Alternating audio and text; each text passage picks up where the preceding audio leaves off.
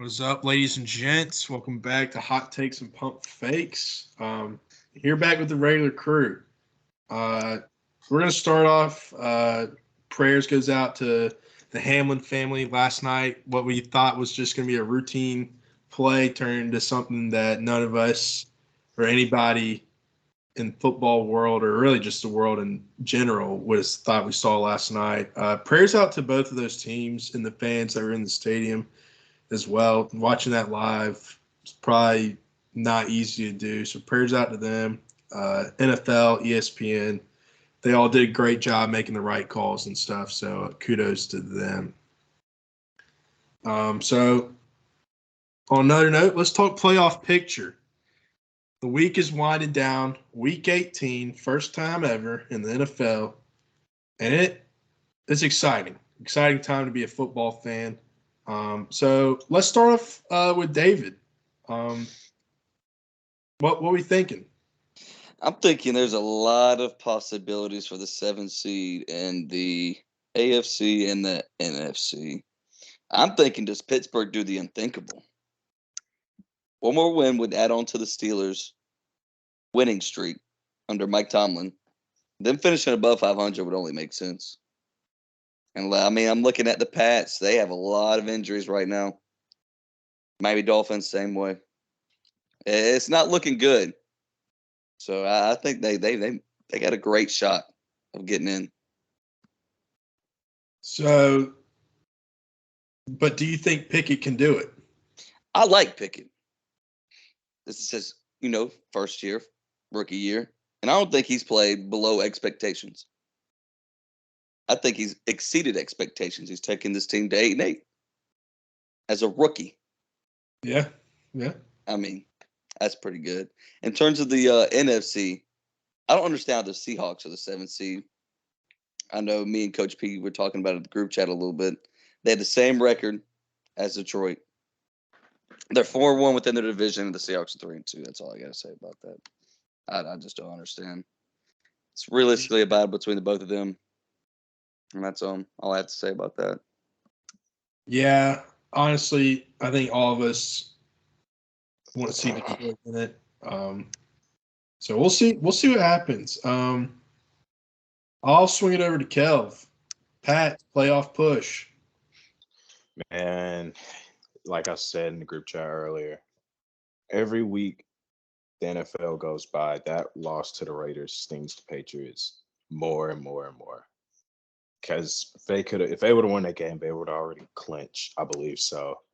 And we would have had the AFC playoffs pretty much set. Well, the team set, just the order, just to figure out. But now they have to go into, I think it's in Buffalo, at Buffalo.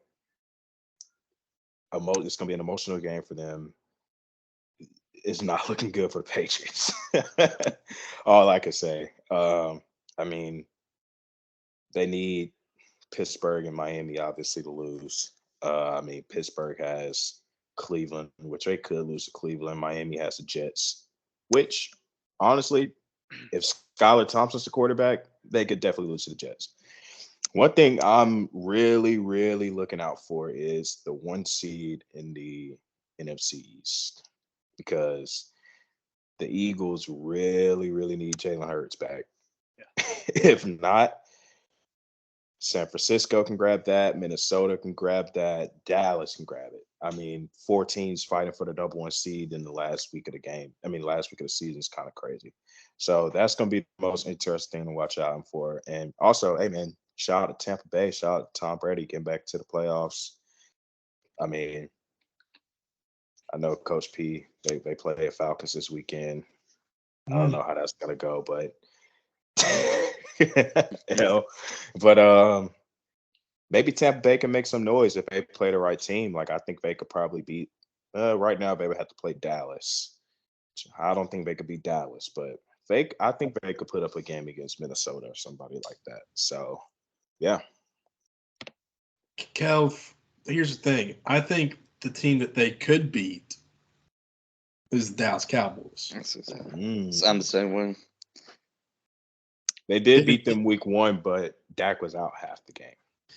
Well, I mean, like we've said before, if Dak does what Dak does and has those ghastly turnovers, and if 2 turnovers, Mike Evans Tom is Brady in the playoffs, and Mike Evans cooking Trevon Diggs can absolutely happen. I mean, I don't know if J.C. Horn was on Mike Evans the whole game, but if so, he got cooked.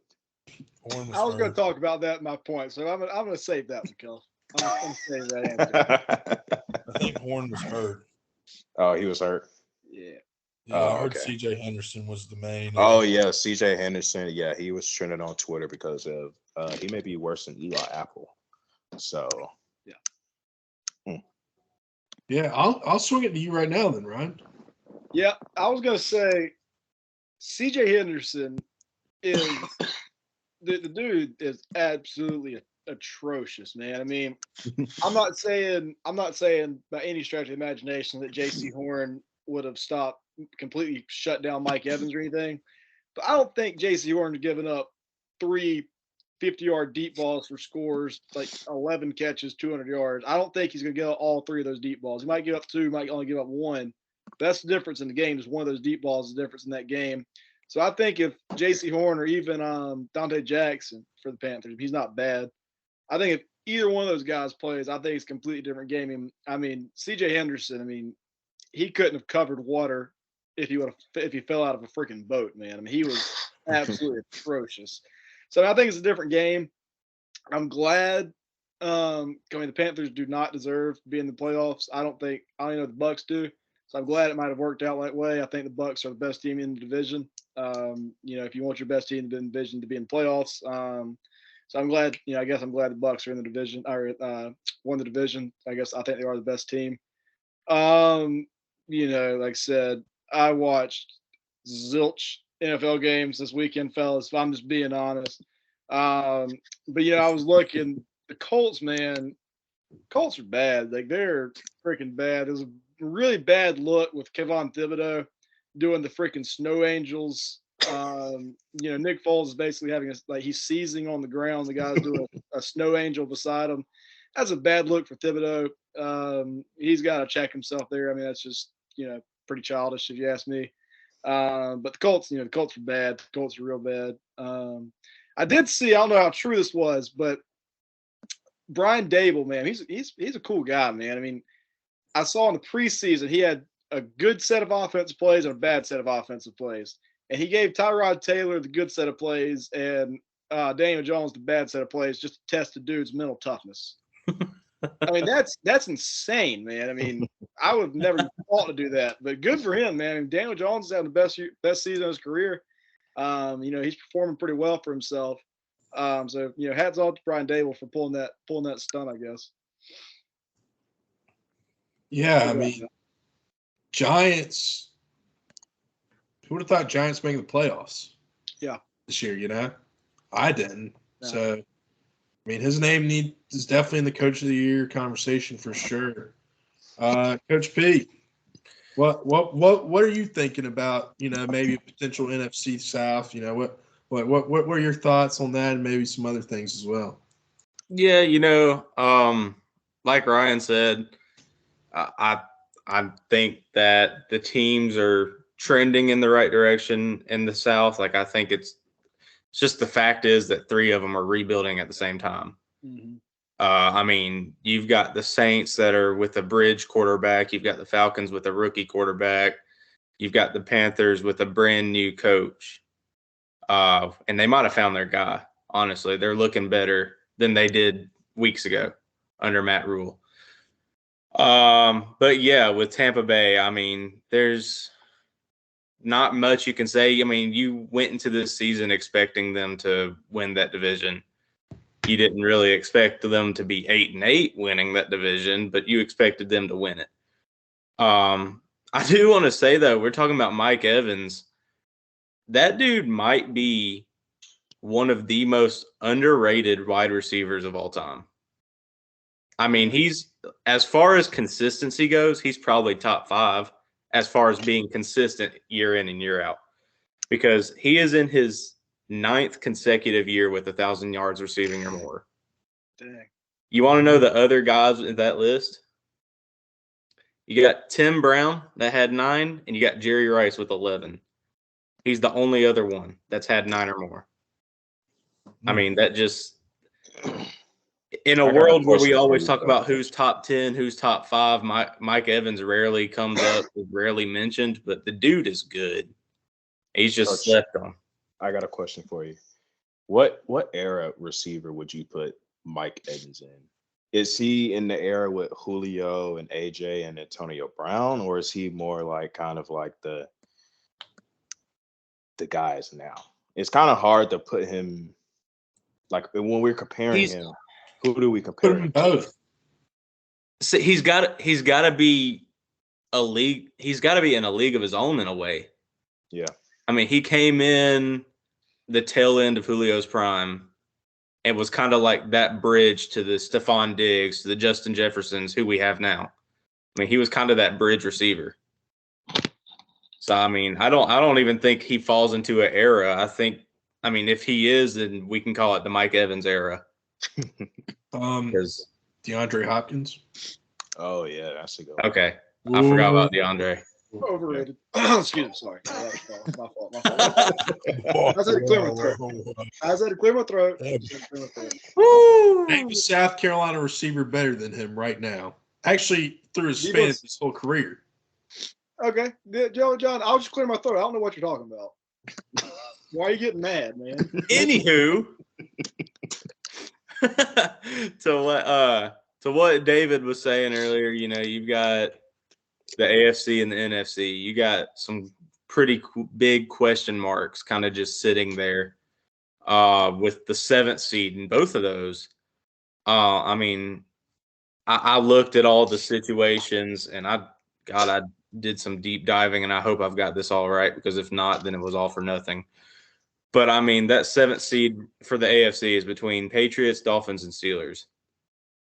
So, I mean, you've got the Patriots playing Buffalo. With everything going on, it's going to be an emotional game for Buffalo. It's going to be an emotional week. At the same time, they know they're going to be a top 3 seed. I don't know how much they are able to focus on, you know, that right now. Like, I think them wanting to make sure that their teammate and more than that, their friend is okay, more than focus on practicing. So I don't know how that game will go. Realistically, Buffalo should blow the Patriots out of the water. I'm sorry, Kelvin. But with everything going on, who knows? Hey, man, don't doubt Bill Belichick, man. Huh? Don't doubt Bill Belichick. Hey, I'm not doubting. Pulling some shit up his sleeve. I don't think we're doubting Bill Belichick. I think we're doubting the ability of your quarterback. I was about to say, I'm kind of doubting Mac Jones. You know, let me just rant here for a quick second. It's a combination of Mac Jones and also Matt Patricia. First of all, we have a former defensive coordinator as our offensive coordinator. That should be problem number 1. Problem number 2 is Patriots offense is so predictable. I saw a stat on ESPN where it's like 72% of the time that Mac Jones is in shotgun, it's a pass. And it's like the same thing under center. So it's just so easy for defenses to know what the Patriots are going to run, that it's, you know, I mean, that's why it's so predictable. I mean, that's why the Patriots can only score like 20 points a game. And we have to rely on our defense to hopefully, or special teams, to get a punt return or a pick 6 like Marcus Jones to do it all for us. Hey. Or make a play or something. And then, like, number 3, Julian Edelman retired, hasn't been a Patriot in like what, 4 years or something like that. Why don't we have a number 1 receiver yet? Yep. I was about to say the same thing. Like, we tried with N'Keal Harry. He was a bust. Okay. I love Jacoby Myers and I can't think of his name right now. I can't think of his name, but I like them too. Devontae Parker. I mean, he's a number 2 at best. Jacoby Myers is a number 2 at best. Like, can't go out there with a bunch of number twos and expect to win games. We don't have a tight end. I mean, the O-line is okay. The running backs are probably the bright spot, Ramondre Yeah. Stevenson and Damian Harris, but like everything Kevin else is just who? Kevin Harris. Yeah, forgot about the wrong Harris. But it's just like we've had Tom Brady left in what was his last season? 19. Tom Brady left 3 seasons ago, and the offense has not improved one bit. It's kind of ridiculous, and it's like, what are we doing? So, sorry, I just had to rant. No, you're good. You're good. But yeah, it's just you've got a lot of situations there where anybody can get that 7 seed in the AFC. It's like I think I figured it out. If the Patriots win, they're in. If the Patriots lose and Miami wins, Miami's in. If the Patriots and Miami lose and Pittsburgh wins, Pittsburgh is in. I mean, if all 3 lose, then the Pats will be in because they'll have the best division record. I mean, it's just a mess right now. Also, you got the Titans and the Jaguars. Nobody knows who's going to win the AFC South. If Jaguars win, they're in. Titans, they have to win in order to be in. But if the Titans win, then the Jaguars can still be in. But I think in order for that to happen, the Patriots, Dolphins, and Steelers, all 3 have to lose, which is a tough ask. NFC is a mess. As far as the 7th seed goes right now, it's between Seattle, Detroit, and Green Bay. But my thing is, why did Washington do what they did? They were rolling with Taylor Heineke. The team responds to him, and they're like, hey, you know what? Against Cleveland, let's throw in Carson Wentz so he can throw for 143 yards and 3 interceptions. I mean, they chose Carson Wentz to eliminate them from the playoffs because they didn't want to continue playing.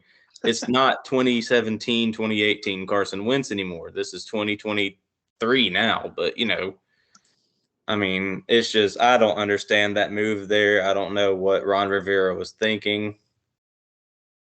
Love the guy. Have a ton of respect for him, but that was probably one of the worst calls he could have made this year. But that's really all I've got. James. Oh, man. We're clinched, guys. We're coming for that 5 seed. Brandon Staley said the other day he's not going to rest any of these guys because he wants the 5 seed. So Denver Chargers game should be good this weekend. I feel like I thought Denver was going to quit this weekend. They didn't, so I'm a little concerned on that part because if their defense is rolling, it'll be a good test before playoffs, but it'll be interesting to see. You go ahead. Yeah, I was just gonna say you reminded me. I did want to give a shout out to Herbo. He finally did something this week. I'm glad he threw some touchdowns. Social media is a happy place right now, man. Let me tell you. Oh my God! I hear you. All right. Anyways, Since we're talking playoffs, a couple of teams that I like looking that are outside but can easily make the playoffs. Like David said, man, David's kind of getting me thinking about the Steelers. I don't know if y'all been looking at Kenny Pickett's stats, but his QBR since he got benched and got the start again, I think it's like top 10. He's leading this team on game-winning drives. I think if he can play all right, this team is going to get in over Miami, over New England.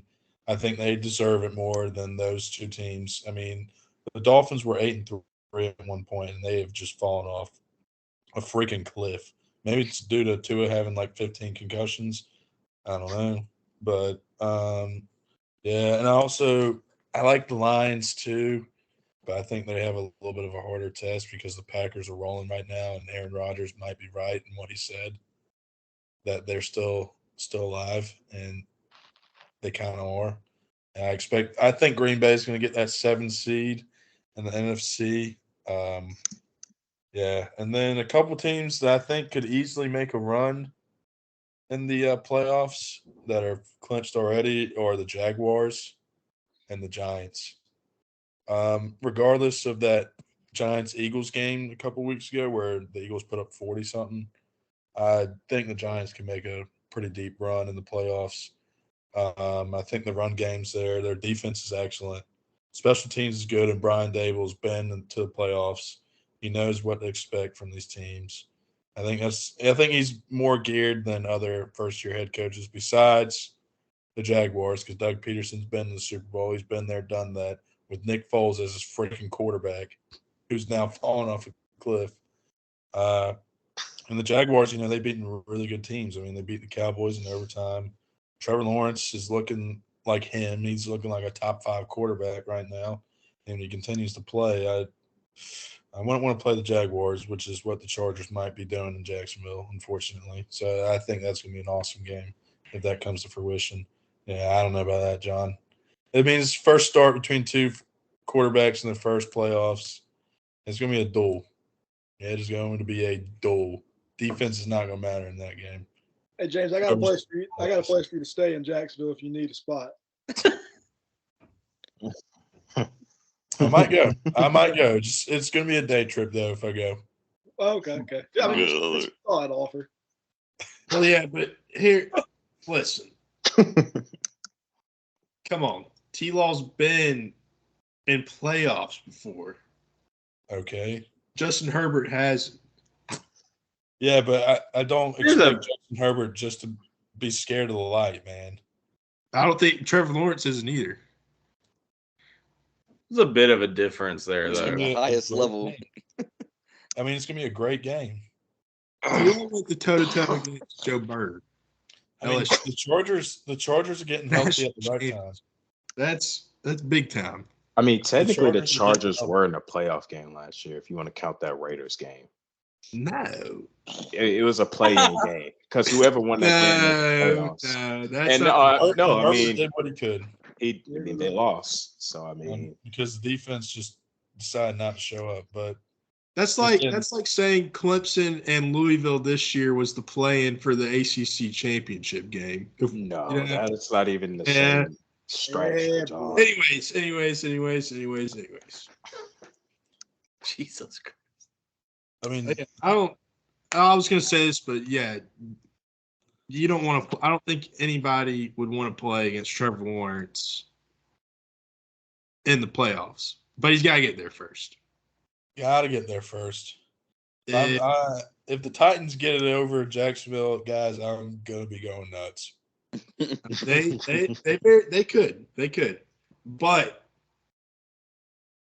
I can think of 4 other guys I would play, or I could think that I would rather play Trevor Lawrence instead of 4 other guys on the top of my head right now in playoffs.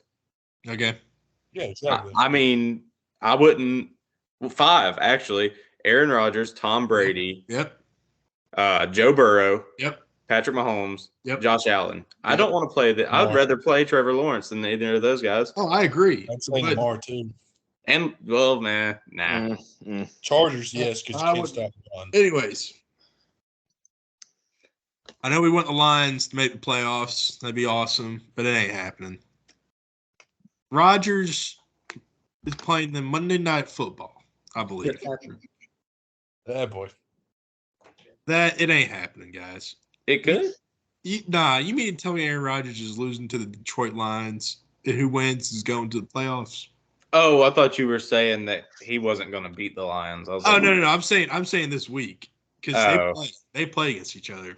Yeah, in Lambeau. Yeah, that's Green Bay's game to lose.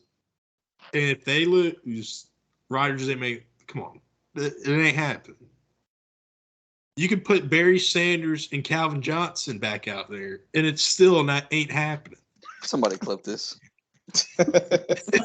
Hey, he's got a point. Rodgers brings it when. Yeah, he's bringing it. I mean, dude might have the game of his life. I don't know. I think I heard Dan Campbell's going to strap it up and just beat the shit out of Aaron Rodgers. So that's inspired to the great Motor City Dan Campbell. Here we go. Listen, I'm pulling for the Lions, but I'm being realistic here. It's Aaron friggin' Rodgers.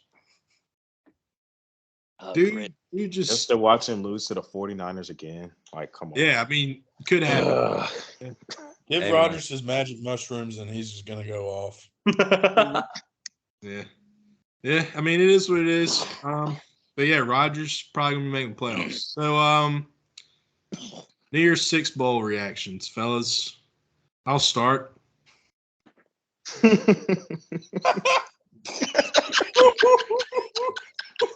All right, I was sweet today though.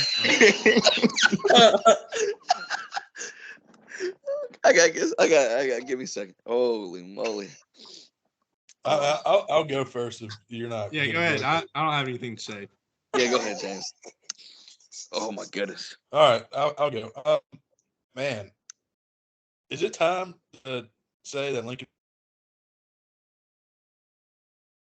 Whoop. Apparently it's not time. I'll go ahead.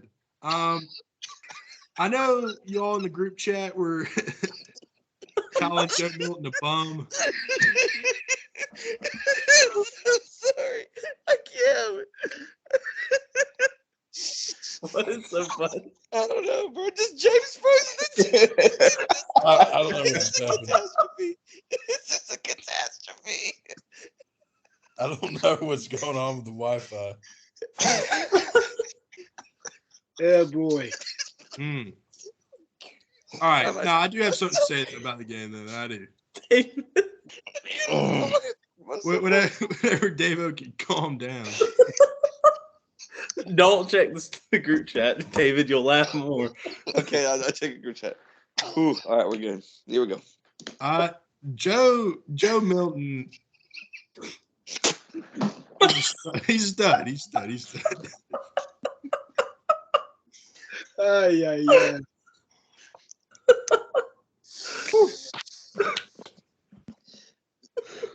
Spit water all over my laptop.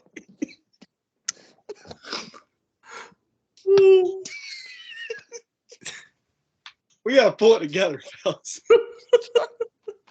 I'm trying. All right. Chill. All right, go ahead, John.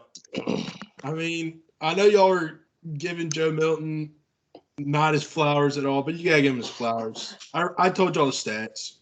He's thrown no interceptions, 10 touchdowns, almost 1,000 yards. I think some crazy stat line passing attempts. I mean, dude's played himself into potential Heisman talks next year. Potential. I'm saying potential. Highly potential. Good potential. But yeah, we suck. That coaching, the calls that were being made in that game were atrocious. That we on the offensive side of the ball. I mean, that Jesus Christ, running a fake field goal with coach's son. When you got the best kicker we've ever had, just let him just put it through the uprights. Are you sure about that? At Clemson, right? He holds the most points of all time now. John, I don't think you wanted him kicking it last weekend. Oh no, he was. I don't know what. I think it was nerves. He was being nervous. I don't know what it was. I mean, that ain't a gimme with that dude that last weekend, man. I don't know. I don't know what that was. That's unheard for him. That's unheard. No, I agree. He's normally all about it. I mean, calling a fake field goal, giving our two best offensive players, Will Shipley and Phil Maffa, no touches in the second half when we're running the ball and it's working. You're letting Cade throw for over 50 times. It's a bit ridiculous. You know, I mean, dude, that's just you shouldn't put a freshman quarterback who's only had one game starting against a mid UNC defense against Tennessee. But you know, it happens. Dabo's gonna have to get his stuff together, and see y'all next season. All right, James, go ahead, man. All right, let's try this again because I don't know what happened. I got two things. I remember I said that Hendon Hooker was more of the why Tennessee turned it around, but it's Josh Heupel. That was a severe cold take that I made. And Heupel really impressed me with the offensive scheme against Clemson. I mean, 34 points on Clemson ain't no joke. I mean, Clemson only had one guy out, one or two guys that opted out. Meanwhile, Tennessee's got pretty much their whole offense opted out or hit the portal. And Heupel said, you know what? I don't care. He let Joe Milton do what he does, sling it. The run game was there for Tennessee, and the defense played surprisingly well. I mean, this is a team that couldn't stop the air, couldn't stop a ball in the air if they tried, and they shut down Cade Klubnik, who was supposed to be the next coming. He did not look like the next coming. Yeah, hopefully Clemson can work on his development in the offseason because the talent's there. It's just wasn't on display this weekend. And I'm going to give a question. I'm going to put some points out on it. Is it time to start criticizing Lincoln Riley? Because he can coach the stars, man. When he's got the stars are good. But everyone else is complete and utter trash. They should go play in Conference USA because he can't coach his depth. And, I mean, the other receivers besides Jerry Rice's son performed. Run game was not there. Offensive line was Caleb Williams was having to make plays left and right. He played awesome against Tulane. And the defense has always been non-existent. So is it time to start criticizing Lincoln Riley because he cannot coach his depth? Yeah. It's been time to criticize him for years because this is what's been happening for years. When he even was at Oklahoma, great offense, non-existent defense. So I am sick of South Carolina's men's basketball team. Oh my Lord, what is he talking about? I'm out. Y'all keep going, man. Dang. Dabo. All righty. We're going through every individual game. No, we're just talking about what we saw. But Okay. Yeah. I do want to talk about the Cotton Bowl as well. Big shout out to the Green Wave. I gave major props to them early this season, and they kept the ball rolling, and I'm happy to see it. It's tough for Caleb Williams. Hope he isn't hanging his head too low after that. It was really not too much on him. He played amazing, like James was saying. But Tajay Spears, man, I mean, that dude's a freaking problem. He's only a junior, I believe. 17 carries, 205 yards, and 4 touchdowns. I mean, that's a performance. That is a freaking performance. Future NFL star for sure. Talk about the Peach Bowl and the Verbo Fiesta. I do want to say for the Fiesta Bowl that McCarthy and Duggan played very, very, very, very, very, very average.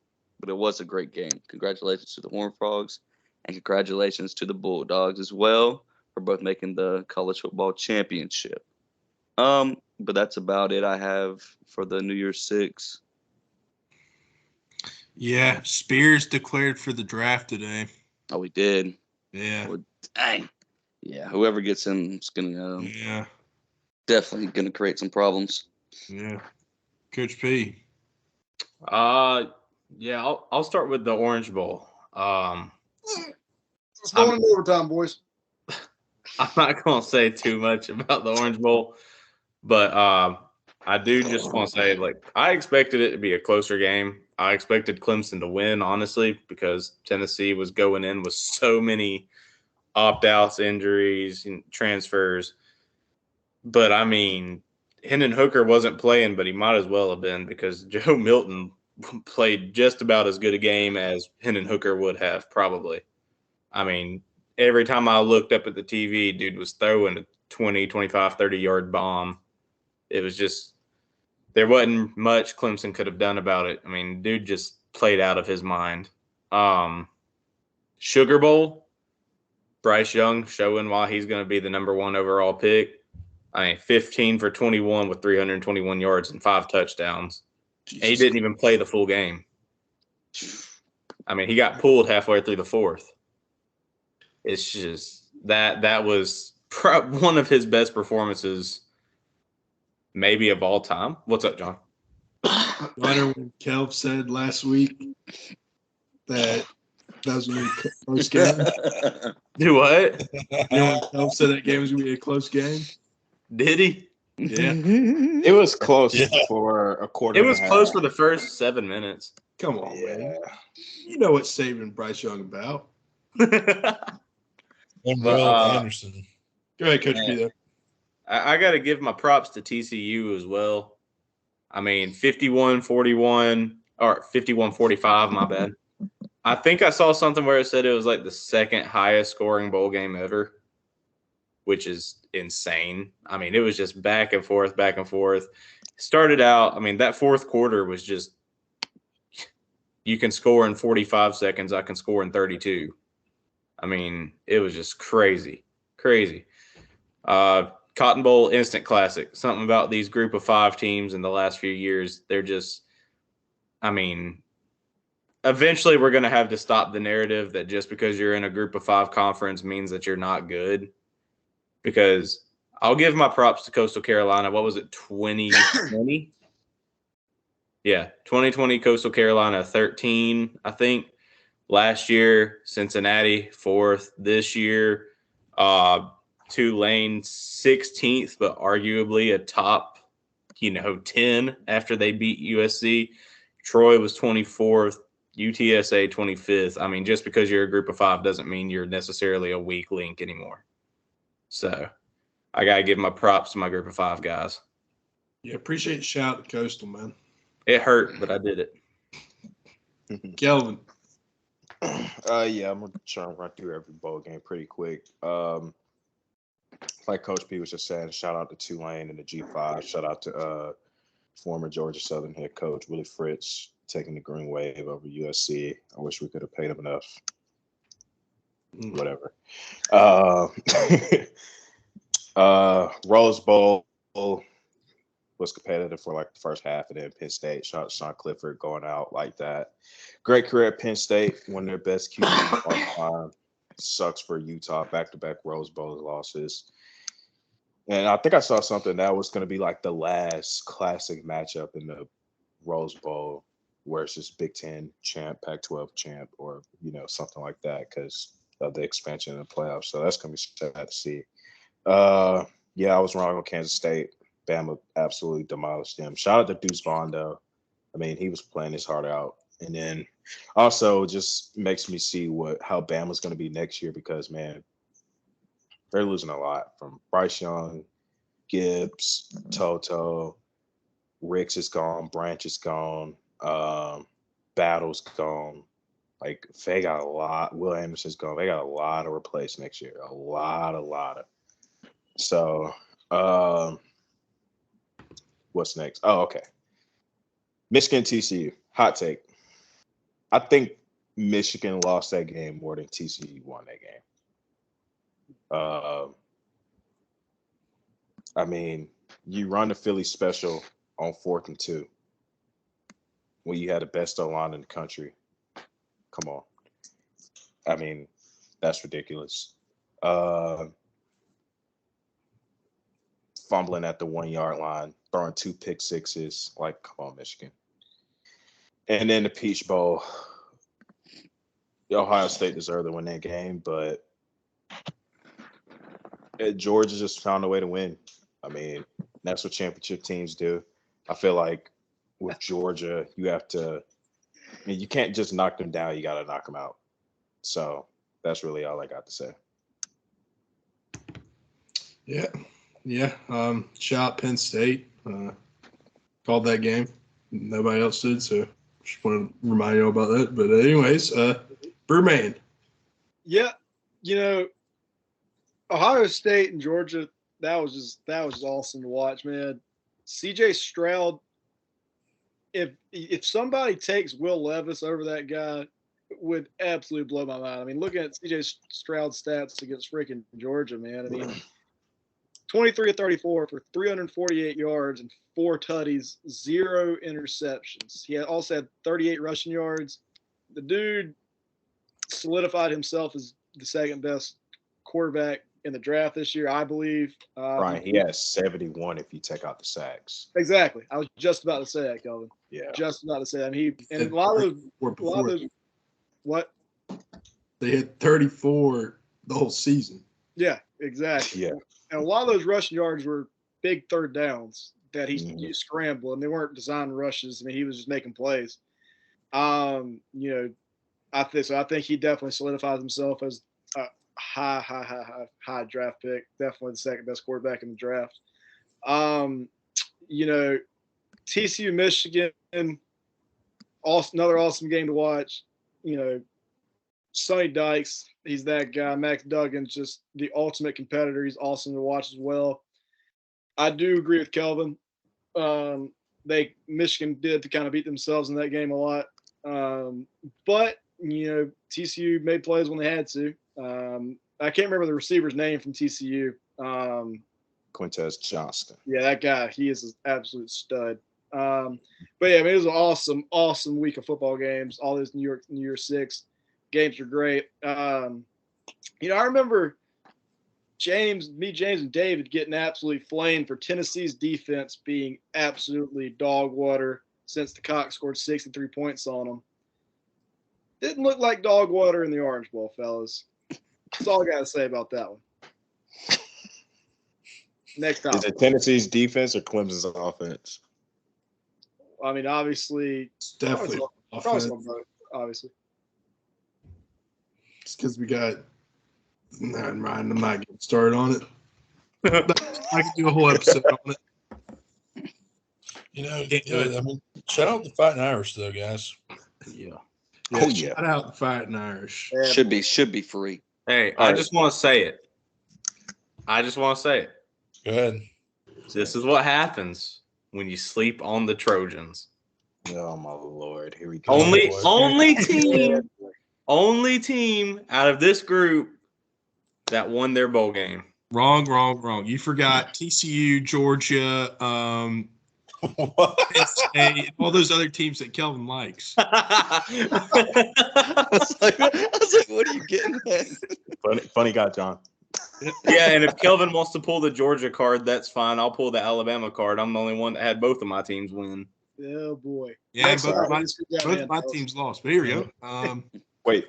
Are we talking national championship predictions? Give me Georgia 2 Ooh. scores. 2 scores. Okay. Give me Georgia on a missed field goal by TCU at the 45-yard line. Oh, shit. Excuse me, Don't say that. 35-yard line. My heart can't handle that again. Man, That's all I'm saying. No analysis, no nothing. Give me Georgia about 13.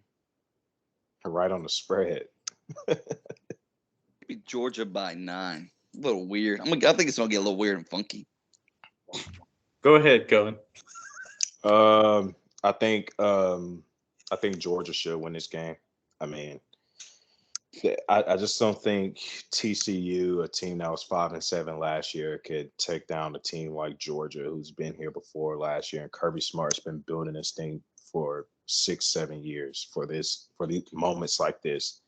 And I don't think they're susceptible to moments like this unless they're playing like a team equal to them, which would be Alabama and Ohio State or teams like that. I mean, you really got to put it like this. Georgia has everything to lose in this game. TCU has nothing to lose in this game. Thanks. If they lose, it's kind of like, oh, yeah, TCU, great season. Nobody expected you to be here. Good job. You got your Fiesta Bowl, blah, blah, blah. Georgia has everything to lose in this game. They have to win this game. And I think Kirby Smart knows that. I think they're more prepared, have better players, better coaches. I mean, me personally, I don't want to say I don't think it'll be close, but honestly, it's kind of like if Georgia just kind of finds a way to scheme up Quintez Johnson, I just don't see how TCU would really have a chance in this game. So give me Georgia 38-16. All right. I'll go ahead and I'll give you mine. So I'm going to pick, I love the underdogs. I'm picking TCU by 4. Oh, shit. And here's the reason. Here's the reason why. On paper, statistically, everything points in Georgia's direction. Mm-hmm. When that happens, when you have a team that has been written off basically all season. They didn't think they were going to make it into the playoffs. People didn't give them much of a chance against Michigan. They've got a chip on their shoulder. Here's the thing. They beat Michigan. They put 51 up on Michigan, who was a team that was ranked number 2, not because of their offense, but because of their defense. Also a team that beat Ohio State pretty soundly in Ohio. Mm-hmm. And, I mean, let's face it, Georgia should have lost to Ohio State Saturday. Mm-hmm. This, I think, and plus, I mean, 3 out of 4 of Georgia's last games, they just haven't looked sharp. They looked fine against Georgia Tech, but it was Georgia Tech. Against Kentucky, they struggled. Against LSU, they struggled. Against Ohio State, everybody will struggle a little bit against Ohio State, but it still wasn't pretty. I think TCU is going to have something to say. I could be wrong, and if I'm wrong, that's fine, but I love the underdog story, and I don't know. I like Max. I want to see him. He's a competitor. He wants to win. I want to see him succeed. So I'm going to pick TCU by 4. All right, let me rebuttal that real quick. You said, I mean, Georgia. All right, Ohio State was the worst possible matchup for Georgia, and you guys know I've been saying that on record for probably the last 2 years, 2 seasons. I feel like the only team in the country, besides Alabama too, that could beat Georgia is Ohio State because of their quarterbacks and receivers. And I know our secondary it's good, but it helps when our pass rushers there. And obviously, like, all our pass rushers are hurt right now. But also, I think, I mean, there's only 3, in my opinion, 3 teams in the country that can, like, are in that upper echelon. That's Bama, Georgia, and Ohio State. So when you got 2 dogs going at it, I mean, yeah, Ohio State is littered with NFL players all over the field, right? And if I can remember, Georgia's only lost 2 games, I think, that they've been favored by more than 10 points on since Kirby Smart's been there. And that was Vanderbilt in 2016, his first year, and I forgot what team in 2019. I think it was, who was it in 2019? South Carolina? Nah, I don't know who that team is. But yeah, so I think Georgia's going to be more prepared. I mean, TCU hasn't seen a team like Georgia with, and people want to say Georgia hasn't seen a team like TCU. I mean, with the 3-3-5 defense, I mean, Georgia played against Mississippi State and put up 45 points on them. With probably a team besides the quarterback position and Quintez Johnson at receiver, probably just as equally talented. Or Mississippi State may have more talent than TCU. Who knows? I just don't see Georgia, if Stetson Bennett plays correctly and plays his A game. I just don't see how TCU comes close. I mean, Georgia's seen teams better than TCU this season and haven't had a problem with them. So what teams other than Ohio State are better than TCU that Georgia's played? I mean, you could argue that Tennessee's better than TCU. Can you? Yeah, I think so. So why aren't they ranked 3rd? Because they lost to the Cots. I mean, but I mean, if you TCU. I mean, you don't know that. I don't know. I That's think like Spencer Columbia, Rattler right, guys? destroyed them. I think if you want to play the equation of, said they were underdogs, I mean, if you want to play the equation of, I mean, Tennessee beat Bama, who beat Kansas State, who beat TCU. Oh, that's fine. I mean, okay, so you saying Bama should have been in it? Or you saying South Carolina should have made if you, I think. And this is why I'm a proponent of 6 and not 12. Tennessee beat Bama. South Carolina beat Tennessee. Should South Carolina be in there? No. I mean, Missouri beat South Carolina. 2 teams. So should Missouri be in the college football playoff? Well, crap. I'm just saying. I think though, if you put a completely healthy Tennessee team and a completely healthy TCU team, I don't think I would be surprised if Tennessee beat them. I mean, TCU didn't have to play Georgia and Alabama this year within 2 or 3 weeks of each other. You know, and who else did Tennessee play from the West this year? South Carolina. No, from the West. Ole Miss. Bama. They played Ole Miss. No, it was LSU. LSU. So they played the LSU. SEC. They played the SEC championship runner-up, who beat the Big Ten runner-up by 56 points. I mean, and like I said, this is where I'm a proponent of 6 in the playoffs. I feel like once you get past 6, it really doesn't matter. I like I said, I think I said Georgia 38-16. I'm sticking. Man, you love that underdog mentality, Kelvin.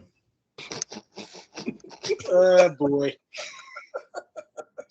Underdogs. Kirby Really? Smart did say the other day. it took you 11 seconds to let that sink in, bro. I mean, I just don't see. I don't. How's Georgia? How am I playing the underdog card right now? I mean, Kirby Smart did it the other day. He said, "No one believed in us this year." Like you weren't. I mean, I think in the straight. point that he was saying that people were doubting Georgia a little bit because listen, for real, all offseason people said that for real, all offseason people said that Georgia only won a national championship because Mechie and Williams got hurt, right? I think that's true. I heard that a lot, and that's last year, Kelvin. No, well, and guess then what happened, so it can't be an excuse. all right, that's what I'm saying. And then also, they're like, oh, yeah, Georgia had 15 players drafted. There's no way they could bounce back. This is going to be a slight rebuilding year for Georgia. The defense won't be as good. You losing 2 key running backs, blah, blah, blah, blah. I mean, they weren't saying that Georgia was going to be bad, but I think most people in the beginning of the season had Alabama and Ohio State in the championship game. Hey, I could be playing the underdog card. I'm just saying that from what he said, that's where I'm getting from. So underdog, nah, but Oh, he's playing both sides, Kelvin. I mean, yeah, he is playing both sides, but And one. that might be a good segue to the next topic. Yeah, so pretty exciting topic. We're going to go run down just some superlatives of the season. We got a couple that we're going to talk about. And, so let's get started. Best team. Georgia. I said Georgia. Texas Christian University. Yeah, I mean, I'll go Georgia Bulldogs. The true Texas underdog Christian story, man. University.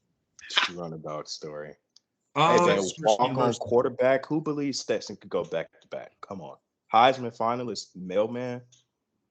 Get out of here. Shoot, he's got 18 years more experience than everybody else on the field. He's only 25. He can be their uncle. I mean, best team, I'm going Texas Christian, guys. Okay. Okay. Most surprising team. Tulane. Tulane as well for me. Tulane. Washington. Probably, I mean, it has to be TCU, right? That's what I'm saying. TCU has to be. We weren't even ranked. The Cox had a better chance of winning the national championship before they did in the preseason. I'm saying Washington, guys. Explain. New coach. I mean, they were also 2-10 last year, worst team in the Pac-12, and now they are going to end up probably being top 12, maybe even top 10 team. I mean, they're 11-2. I mean, there's not much better you can do. Oh no, I just think Tulane. I mean, when you go from 2-12 to 12-2 in a year, I mean, you go from being a bottom 10 team in FBS to a top 10 team in FBS. They're not ranked top 10, but they beat USC. They got to be top 10. Ryan, you okay? Yes. We should have known that TCU was going to be in the national championship game. Guess who put them dead last in his preseason Big 12 rankings? Good Bayless. All-time bomb. Big Game Boomer. Oh. Anyways, moving on. Most disappointing team. Texas A&M. Texas A&M. I'm going to roll Texas A&M as well. I'm going to go Miami. Good point. Solid as well. It's a good pick. James? Hello? You know what, James. guys? I'm going to go NC State. Oh, there you go. Okay. Yo, I saw him blinking. I'm going to go NC State. NC State, okay. Yeah, people saying they were a playoff team and Devin Leary was going to win the Heisman, and all of a sudden that fell off a complete cliff after they lost to Clemson. Yep, they freaking suck. Here we go. Give me Nebraska Cornhuskers. You know, we thought that this might be the year with Scott Frost, and it definitely was not the year with Scott Frost. Best player. Caleb Williams. I think the best player in terms of talent, me, it's either Jalen Carter or Marvin Harrison Jr. I feel like those two guys are just literally unstoppable. You can see the switch in Georgia's defense from when he came back after missing like 4 or 5 weeks. Georgia's defense turned it up. And I mean, dude, Marvin Harrison can go to the NFL right now and probably dog every single corner in the league. Thanks. I said somebody that Kelvin mentioned earlier, Deuce Vaughn. I like that. Crazy. Okay. Yeah, give me Will Anderson. The guy was made in an absolute lab. I mean, he's a specimen, man. If he wants to get the quarterback, he's going to go get the freaking quarterback. Give me Will Anderson. Future Atlanta Falcon Will Anderson. I would love it. James? You know what, guys? Give me Bryce Young. I like that.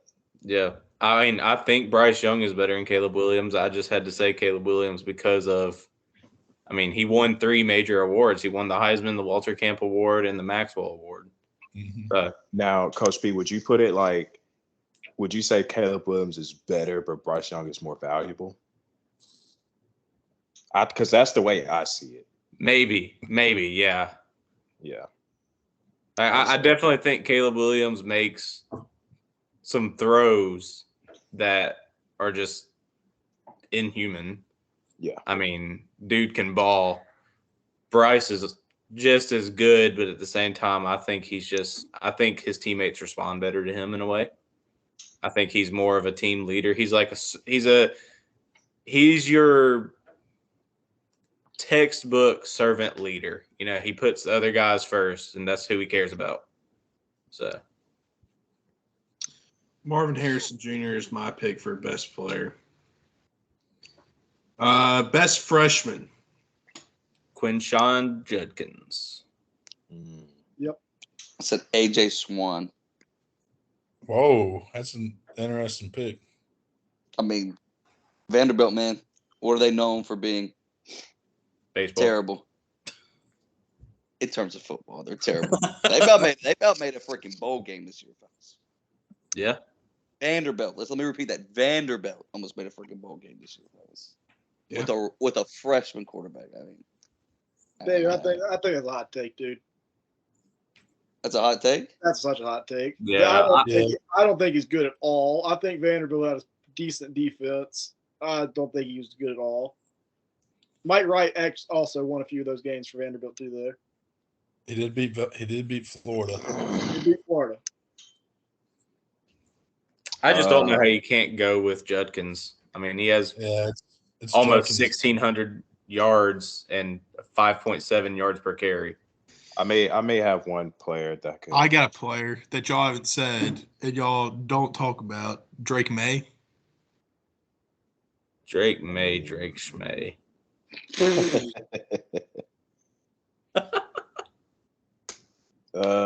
mean Give me Harold Perkins? That was my pick, James. Harold Perkins. I think it's Judkins, but Perkins is a monster. Yeah, I think Harold Perkins is probably the next Will Anderson. I mean, he's a dog. Nobody can stop him. That Arkansas game, he just absolutely took over. Facts. And even the Bama game, he was chasing Bryce Young like there was no tomorrow. Like somebody stole his lunch money. So yeah, give me Harold Perkins Jr. He's already probably top 5 defensive player in the SEC, and he'll probably top 3 going into next year. Yeah, give me Drake Mayer Starks from Georgia. Yeah, shout out Starks and Man and Warrior, man. I think those are gonna be some interesting battles in the coming years. I don't know why this guy's laughing. Man, I didn't laugh. Anyways, I don't know why, because he dogged your team, but Here we go. anyways, game of the year. My pick is the Clemson Wake Forest game. Let's go. Electric, double, triple overtime. Great game to watch. Alabama, Tennessee. That's a good one. I agree with David. I'm gonna go Alabama, Tennessee as well. I mean, maybe a little biased, but give me the Peach Bowl. I mean, team coming back down from 14 twice in the game is kind of unheard of. So, yeah, give me the Peach Bowl. Yeah, I got to say the Peach Bowl for the same reason. Plus, I mean, it was kind of like a movie ending. You know, the bad guys missed the kick to win the game at midnight on New Year's. You know, you roll to the credits, you see all the music. The so-and-so went on to do, you know, Stetson Bennett went on to make history as the oldest rookie in NFL history, you know, stuff like that. So, I mean, it was just, I got to say Peach Bowl. James? you know, guys, give me the Cotton Bowl. That's a good one. Upset of the year. Marshall, Notre Dame. God dang it, David. Me and you are on the same team. I was just on the same wavelength. I thought I was gonna have that. I don't know nobody else could say it. I would go with David too, man. Frick. I'm surprised none of y'all picked Carolina, Tennessee, or Carolina. No, that's not an upset. Oh, Mm-mm. okay. We got to act like we've been here before, fellas. Exactly.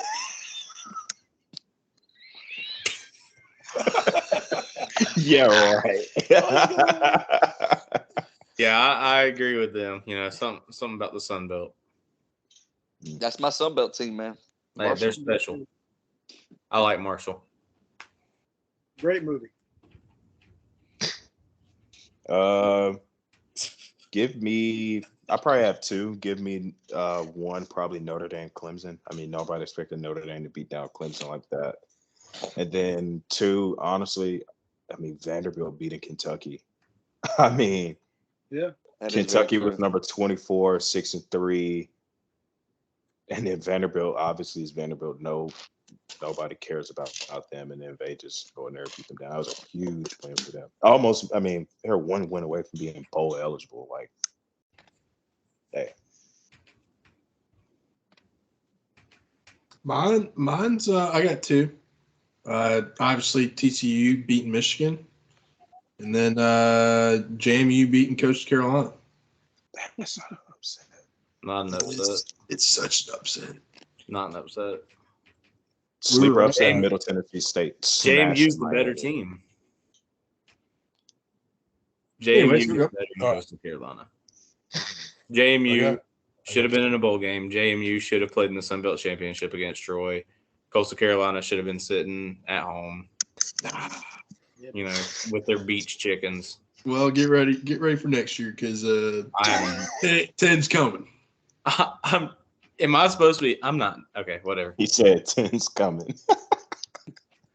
It's about how much he'll put up on the Trojans again. Oh, man. Oh. We come, baby. Damn, baby. Ball at the beat. I got 2. You know, since we're talking Sun Belt, let me get Old Dominion over Virginia Tech in the start of the season. Let's go. My Monarchs, man. And then, you know what? I'm going to be that guy. South Carolina, Tennessee. It was a 21.5 spread, and Well, South Carolina won by more than 21. 25. Flip spread. So, Coach of the year. Willie Fritz. yep. Tulane. Willie Fritz, Tulane. Give me Sonny Dykes, TCU. Give me Brian Kelly. Whoa. I mean, respectable. Give me Mike Norvell. What he did with Florida State was kind of nice. There's a huge turnaround for them. I mean, they're going to be preseason top 10 next year. So, They're coming, John. They Yep. coming. Get ready.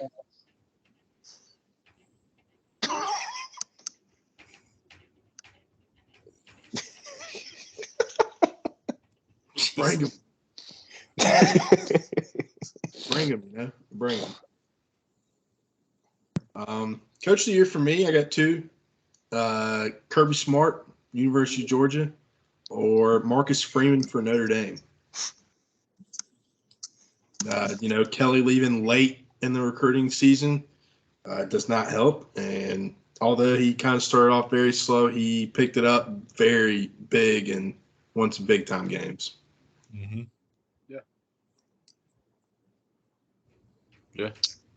Yeah. So, which coach would you pick to win a UFC fight? I got two picks. Actually, no, I got one. Brent Venables, Oklahoma. Seth Littrell. Give me Mel Tucker. Dude's 6'3" with a big old box head. I mean, give me Mel Tucker, man. He can take some punches.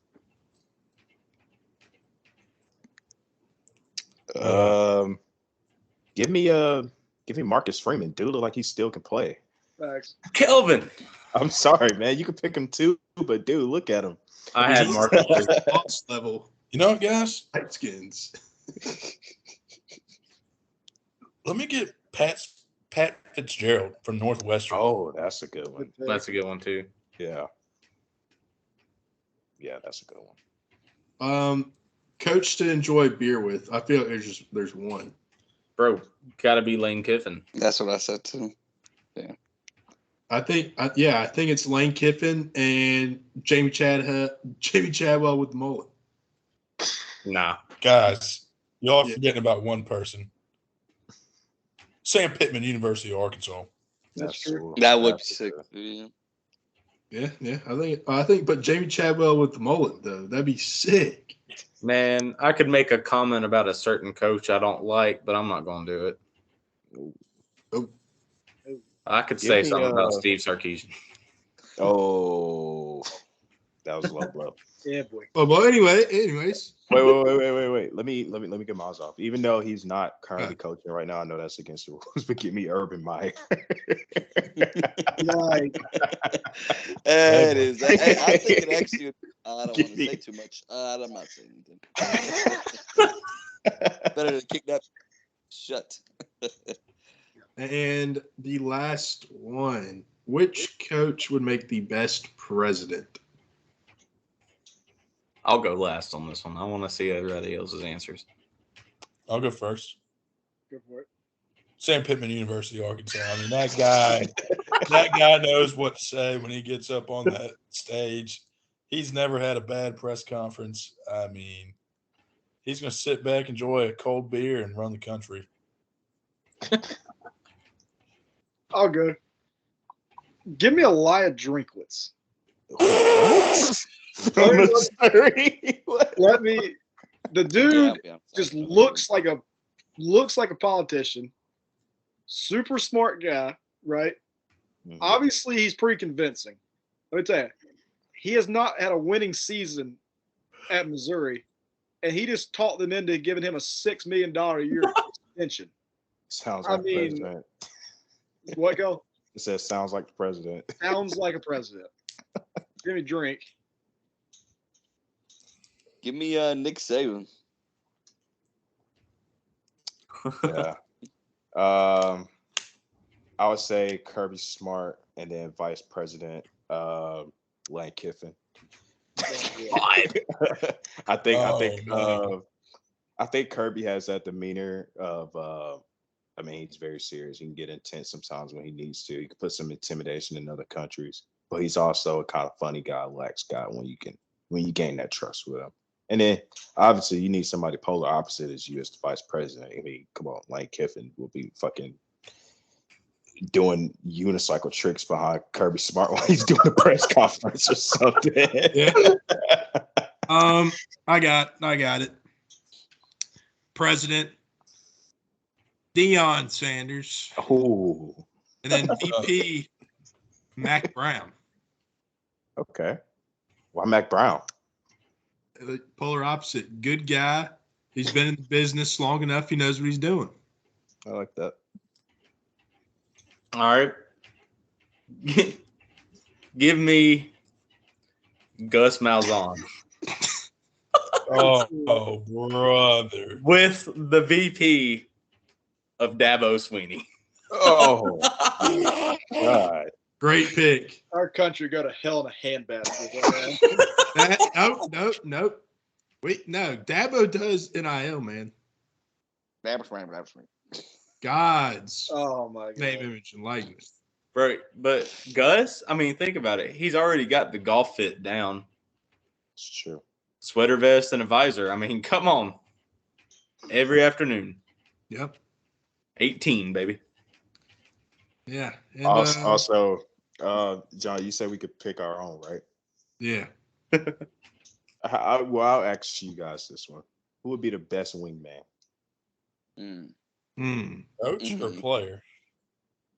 Coach. Yeah, I got mine in my head. Got mine. I already know mine. Yeah. Can't pick Go ahead. the I want to hear it. Like, come on. Can't pick the University of Arkansas. I mean, that guy has an awesome relationship with his players and coaches. He speaks so well about Low Gaines, who's now the new offensive coordinator at the University of South Carolina.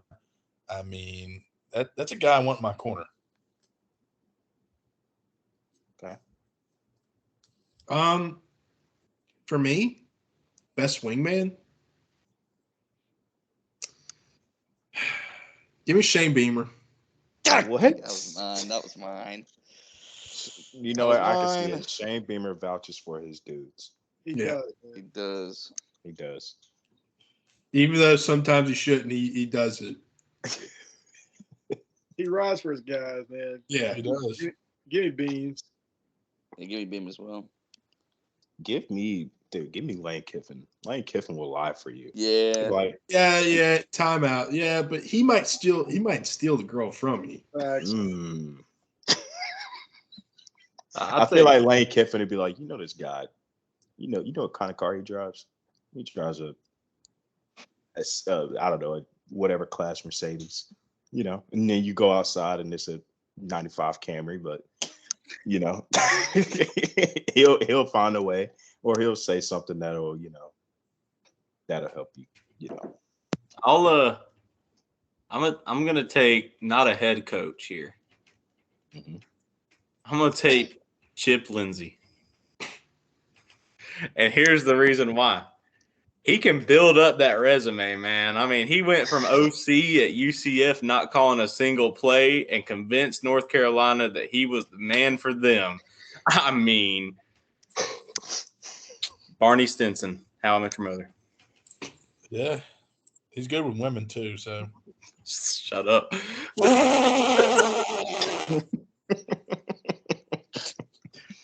Crap.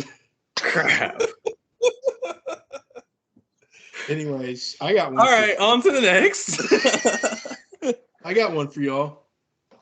What coach do you think cooks the best steaks? Oh, I know James. I know James. I agree with him on this one. No, I'm not going Pittman on this one. Oh, okay. Give me Chip Kelly. What? That guy's got the body of a grill master. I just don't see Chip Kelly, West Coast guy. I just don't see. He's short and stocky. That's the perfect build for a grill master. I'll tell you who it's not. Lincoln Riley. That brisket. I'll tell you who's a good follow, and I think that was going to be my answer here. And Kelvin's going to like this one. Clay Helton. You ever seen that guy's Instagram? Oh yeah. I'm going to go Clay Helton because he posts some fire pics of some food on his Instagram. Hey, people think Clay Helton's a California boy because I mean he was at USC for years. I mean, he's a Southern boy. I mean, he grew up in Florida, like North Florida. He went to Auburn. Like he was pretty much in the South his whole life before he went out to USC. So I like that pick, Ryan. Give me Jimbo Fisher. I mean, who cooked this steak? I don't know. Some dude named Jimbo. You're expecting that to be good. Just from the name. But then you see him and you're like, never mind. I got my pick. Give me Mark Stoops. Him and Bob own a bunch of restaurants, bunch of alcohol companies. I mean, they know what they're doing. They're in the restaurant business. They know. They know. Yeah, I mean, give me Sam Pittman. He just looks like he just stays in front of a grill at home, like with a nice coat. What kind of beer you think he drinks? Oh, that's Just like He said said Coors. it in an interview. You drink scores? Yeah. Oh, yeah, that's my Cool favorite Five. coach. Yeah. Ryan didn't like that one. Sorry, Well, Shane. I got a question. What kind of beer you think Shane Beamer drinks? Yingling. Crap. Bud Light next. Actually, He was Yingling. drinking some Yinglings the other day, right? No. He doesn't. He does a glass of wine. I'm not here for this slander. He drinks whatever the heck he wants to. Nah, dude. Beamer picks a craft IPA. He thinks he's a beer snob and tries Yeah. to guess all the flavors, gets it wrong every time, and All pitches right, a fit when next. the person calls him Yeah. out. It starts crying. Am I getting a hint of oak? Nah, man. That's vanilla. I'm sick of this. All right, I I'll got tell you one. what else I'm sick of. South Carolina men's basketball team. God, we just lost to Vanderbilt. Hey, yeah. Here we go. Thank you, Most Kyle. likely to be a dancer in a Beyonce music video. Marcus Deion Freeman. Sanders. Yeah. Shane Beamer. Oh, yeah, that's a good one. I mean, come on. Dude was Okay. walking down the sideline with the smolder trying to be hard. Like, come That on. was hard. He was doing the single lady struts. I'll tell you, Your Hot Takes and Pump Takes podcast. Thank you for the watching. first one that came to mind for me, he's not head coach. Willie Taggart. I could really see Willie Taggart being a background dancer. Yeah, I like the Shane Beamer pick. I'm going to go with Dion, too. I got a question for you fellas. What's up? Bench press competition. Pat Fitzgerald. Pat Fitzgerald, Marcus Freeman. Marcus Freeman. I can't think of any other buff coaches. Bill O'Brien. Dino from Syracuse. Oh, Dino yeah, is Dino back. Babers the good one. Walker still. Well, if Ed Orgeron was still coaching, I feel like he could push 225 about 25 times. Ed Orgeron could bench press 225 12 times with his neck. Yeah. Just not even his neck, just the accent. He starts talking the bar, just starts moving up and down. For sure. I got one. Who is the smelliest coach? Mine's Jimbo Fisher. He definitely smells like mothballs. Rap. I feel like I got the answer. Will Muschamp. Dude smells like beef and he smells like beef and cheese. I guarantee it, man. Hot No, pizza. it's Josh Heupel, guys. It's Josh Heupel. Yeah, I was about to say Josh Heupel. James. Josh Heupel looks like he smells like old hot dog water and relish. Oh my God. Mine's Pat Narduzzi from Pitt. I can see it. Oh no, I gotta say Mac Brown. Yeah. No, I gotta say Mac Brown. You walk in that house. You walk into his house and it just smells like a nursing home. Like that's got to be it. All right, I got one. Who would be the worst ESPN commentator?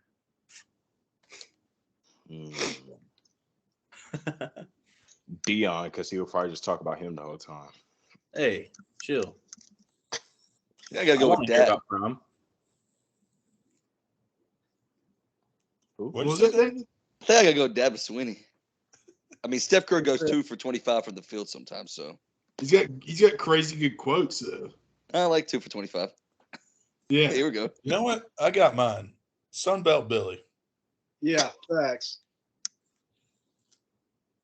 No, I changed my answer. I'd probably say Shane Beamer. I feel like Shane Beamer doesn't know football.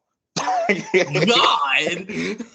All right, we gotta move to the topic. I feel like he doesn't know any schemes. He just knows special teams. All right, we gotta go. We gotta go. Kelvin. Mine is Pete Lembo. Kelvin, All right, Kelvin, all right. New topic. Kelvin, you're a piece of work. We're gonna start something. Man, I gotta say Kirby.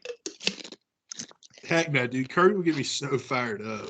For real. Yeah, for football, but this is the thing. ESPN, you got to cover all sports. I feel like Kirby knows everything about football, but if you throw like rugby on, well, not rugby, it's basically if you throw basketball on there, dude's gonna look at it like he doesn't know what's going on. I feel like Kirby only revolves around football and nothing else. I got going, fellas. Give me Hugh Freeze. Stop. I wasn't gonna say it. I think Hugh Freeze be too worried about the cheerleaders than what's going on in the field. That's just my opinion. Yeah, boy. Yep. Well, Here we go. cutting that out. Yeah. And final topic of the night. NBA. Fellas, plain and simple. Black and white. Luka Doncic, best player in the NBA. Is he though? All right, I'm bringing up some stats. Bring him. Guys, it's Joel Embiid. I mean, last 6 games. Y'all want to hear some stats? Last 6 games? I'm going to go in order. 44-7, 35-8, 48, 10 rebounds, 3 steals, 3 blocks, 37, 8-5, 16, 13, 10, 4 blocks, and last night, 42, 11, 5. That's cool. That guy's the MVP. That's cool. You said last 6 games, right? Yeah, the last 6 games. Yeah. He should be talked about more. All right, let's bring up Luka's last 6 games then, shall we? Luka Doncic, December 23rd against the Houston Rockets. 50 points, 8 rebounds, 10 assists. The LA Lakers, 32 points, 9 rebounds, 9 assists. New York Knicks, 60 points, 21 rebounds, 10 assists. The Houston Rockets, again, 35 points, 12 rebounds, 13 assists. San Antonio Spurs, 51 points, 6 rebounds, 9 assists. And last night against Houston, again, 39 points, 12 rebounds, 8 assists. Okay, but John, here's the thing between that. Who is Embiid playing with? James Harden and Tyrese Maxey. Who is Luka playing with? Nobody's, because he has to do that, or they don't win. Embiid's Christian doing that with Wood. other people on the court. Christian Wood. Can we get Spencer Dinwiddie? Christian Wood's good. I'll give you that. But they're He's not good, but James he's not Harden, Harden or Tyrese Maxey. But my point is that Embiid's doing it with a less usage rate and less time with the ball. Luka has to have the ball, or they don't win. Embiid Guys, is doing it. Where's Nikola Jokic? Jokic, same thing. Top 3. Where's Giannis? Top 4. Giannis is. I think those guys are 4. I think those guys are top 4 in the NBA. Has Put him in Has LeBron played himself back in the top 5? No. top 7. Top 7. So name me 6 players who've been better than LeBron this year. Okay. Well, Giannis. we just named 4. Okay. Yeah. Luka, Giannis, KD. Tatum, KD, No. Tatum, KD. Yes. or Tatum, Steph, whatever. you want to do? Could throw Steph in there as well. I mean, I'm not doubting LeBron. It's just the team's got to start winning. I mean, well, we're just talking just player performances right now. Yeah, I'm just talking straight up play, man. I mean, Tatum is averaging. You could say Mitchell. Tatum's Yeah, averaging you could 39 say Donovan Mitchell. Mitchell better than Bron. Come on, stop. Tatum's averaging 31 points, 4 assists, 8 rebounds on 47% shooting. LeBron's averaging 29 points, 7 assists, 8 rebounds on 51% shooting and 38 years old. I mean, I You feel like said top 7's Bron's good better for than Tatum. LeBron. Myth busted one. I mean, I think LeBron has played himself back into the top 5 this year. I mean, I still think he's better than KD. He's always been better than KD. And Steph just hasn't played enough games this year for me to be able to correctly rank him this year. Donovan Mitchell has played himself in the top 10. I will say that, though. All right, but are you saying that LeBron's at 5? I will say LeBron is. I'll say LeBron's 5. Yeah, I respect that. I would personally say. I still think Giannis is the best player in the league. I feel like Giannis on the defensive end is so much better than Luka that the offensive input. I mean, he only averages 2 more points than Giannis. Oh, Kel, So I'm just saying, like, who's like clear cut like MVP of the season. Like, I'm not saying like just like an overall. Oh, yeah. Because Well, my overall top 5 would be very different than what I'm saying. I like even I don't even think it's clear cut because aren't the Nuggets first in the West? Yup. Yeah, but Luka's just having a historical season. That's fine, but you got to reward some for winning too, and he's winning. Yeah, Wow, but we stat also star. didn't do that. We didn't do that with Russell Westbrook. Because we've never seen anybody average a triple double. You're not seeing Luka do it with just a shit team. His team isn't shit. Dude, they're not good. I mean, is it because of his play style? I mean, Harden won an MVP like that. I mean, they're 22 and 16, but the Rockets were like first in the West when Harden was winning MVPs. I mean, he had Capella. He had good role players. I'm not going to sit here and say he had just straight bums. I mean, Dinwiddie's averaging 16. Tim Hardaway's averaging 14. Christian Wood is averaging 18. I mean, come on now. He has a good team around him. They're all right. I don't know. I don't think it's clear cut. I will say that Luka is first in the MVP race, but I would not. I don't think Jokic will win it because I don't think they'll give the MVP to the same person 3 times in a row. But I don't think it's clear cut. I do think Luka's ahead though. Yeah, hot take. He shouldn't have won either year, but anyways. We're forgetting somebody that could be in the top 5 argument. Shaq Glizzy, man. Shaq Glizzy. He's averaging 30. He's definitely top 10 for the season. I think. For the season. All right. I know I kind of want to switch gears, guys. I know Ryan and Coach P want to talk about probably the Atlanta Hawks. That's a catastrophe. Absolutely. They got to do something. I got 4 options for them. Trade Trae Young, fire Nate McMillan, fire their GM, or trade John Collins. And I remember this time last year when I said John Collins was not a top 15 power forward, and y'all jumped on me. He's not a top 15 power forward. They got to do something. If you want to blow it up, go trade him Dallas or something. Because this is. Here's my thing about that. You said those are 4 options, but they're really not. Because if you trade Trae Young, the GM's going with him. He's gone. And the coach. Yeah, and the coach. I mean. And John Collins. So here's my thing. John Collins. Should be way better. John Collins probably needs to be traded. Nate McMillan probably needs to go. I mean, I don't know. I still say the wrong trade was made when we got rid of Herter. Should have James kept Herter. Huh? The James trade could Howard. have waited. Me and Ryan talked about this. Yeah.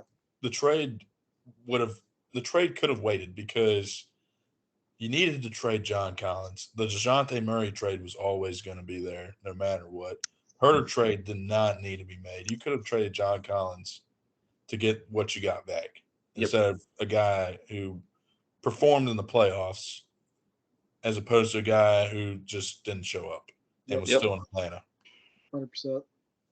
Oh no. But you can't we can't trade Trae Young. No. We can't.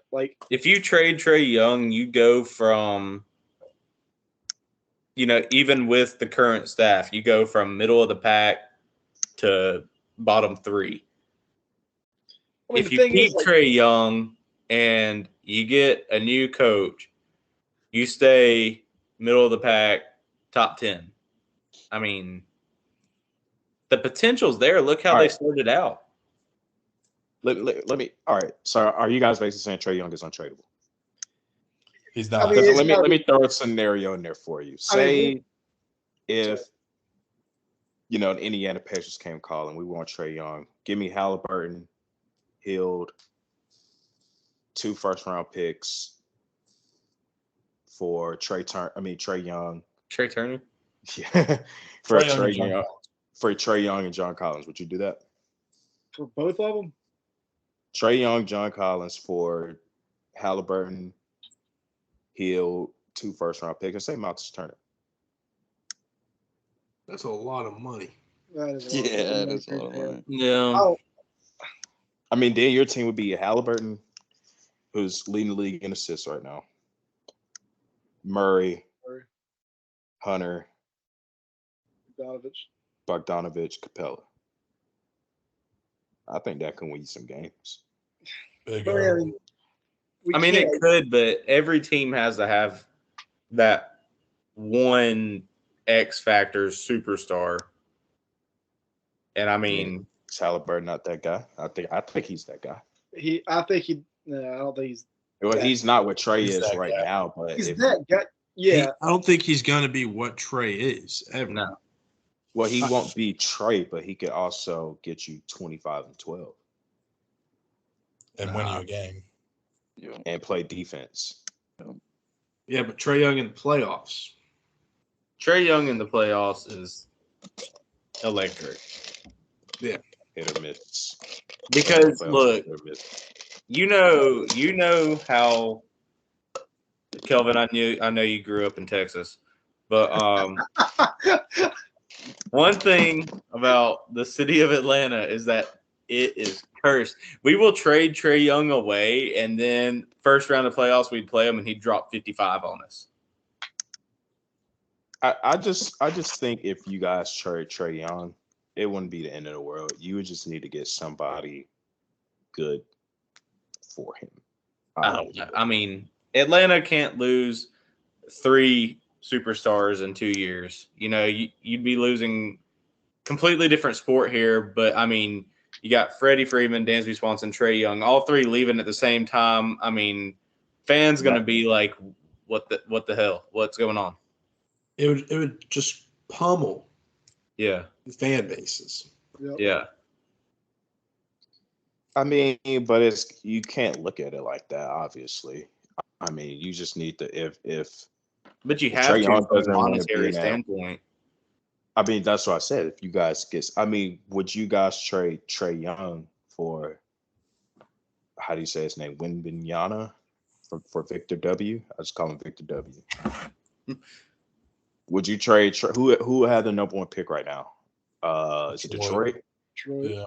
If Detroit came call and say we want a backcourt of K Cunningham and Trae Young, give you number 1 pick for Trae Young. Jaden Ivey. You'd have to get 2 pieces. What would you picking Jaden Ivey? Jaden Ivey. Okay, would you? Yeah, I'd do that in a heartbeat. I'm sorry. Yeah. I mean, as long or even if who has the number 2 pick? Is it Houston? So they'll probably get Scoot Henderson. I mean, I feel like you could probably do that one too and not lose the fan base. No. Scoot's from Atlanta. I wouldn't do it. Not for Scoot or not for Victor? I wouldn't do it for either one of them. Wow. Oh, that's crazy. Okay. I'm for real. I wouldn't. Okay. I think trading Trey Young is just not a move. Okay. Yeah, I'm with you, John. It's just not. I don't think it'll be the end of the world. I mean, we've seen bigger stars get traded and teams be just fine. So as long as you get the right pieces, that's all that matters. I feel like It ain't gonna happen. if you get the right pieces to rebuild, you can end up having a better team than what Trae Young has brought to Atlanta. Yeah, but they didn't just bring in DeJounte Murray to not play with Trae Young. That's fine.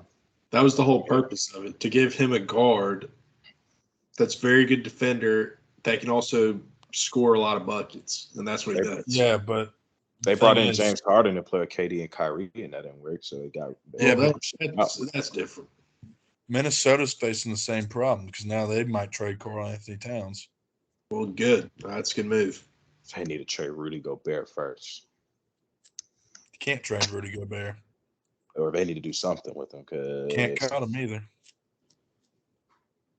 They can next year. Yeah. It's interesting. Interesting stuff this year. Oh, yeah. Well, I think that about wraps it up for us tonight, guys. Appreciate y'all tuning in. Follow us on our socials, and I'm sure next week is going to be just as entertaining this week. We'll see y'all next week.